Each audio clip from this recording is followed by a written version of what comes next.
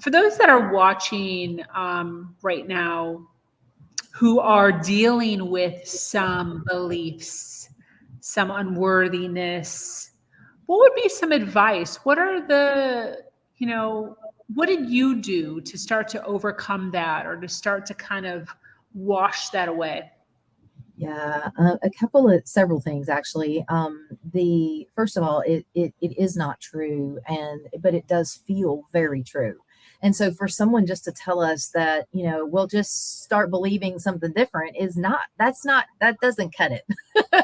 And especially if you're a feeler or an intuitive, like I have been all my life, people would tell me you just have to change your mind about that. That's just not true. And like it's bigger than that when you're a feeler and an intuitive, and things feel very real, and you see it happening because we're powerful creators too. So we're creating what we believe in our reality at all times. And so and so I had all this evidence to back that up. No, it is true because this is what I see and this is what I've experienced and this is what feels true. But then when I realized that I was stuck in a pattern with I have a friend that called it an existential kink. It's like I I am creating the very thing that I hate and the very thing that I don't want for myself because my inner persecutor is rehearsing that over and over and over. And it's and just filling myself with lies. And if I do continue to believe that, and don't see the fallacy of that, then I'm going to stay in the same pattern. And so the first thing is recognizing that it is a lie, recognizing that it, but not hating it because it worked really well for it allowed me to survive in the best way that I knew how. And so I don't want to necessarily, get rid of that part of me and just, because that feels unsafe.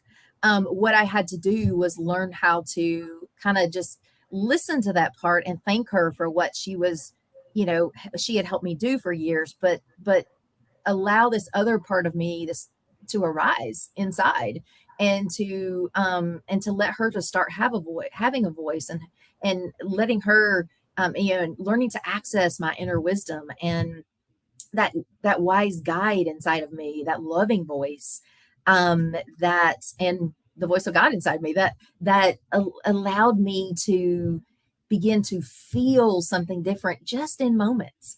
And as I said, then I would have these practices that I would do that would reinforce those. I would declare things. I would do it. Speak things out loud because our words are vibratory forces and they do change our reality. We affect matter.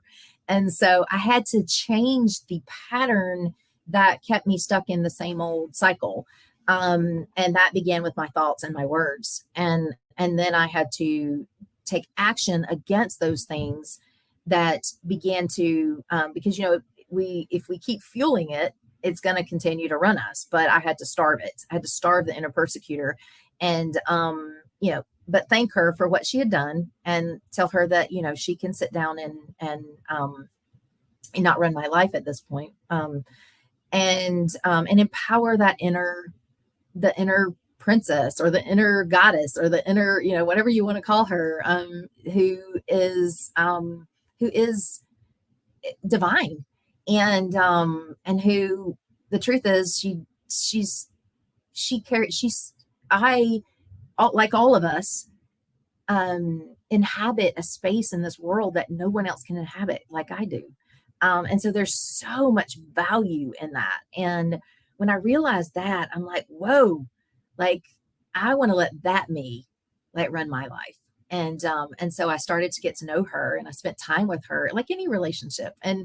Um, got to know really I asked God a lot of hard questions and really got to know who he had created me to be and what he had made so special about me. And I wrestled with him on that because I was really angry at him for a long time and did not like who he had made me to be. And I felt persecuted, because didn't realize I was persecuting myself. And so it's that self-compassion and that love and spiritual connection that changes it when you realize how we were created and what the truth is. It begins to shift over time. Yeah.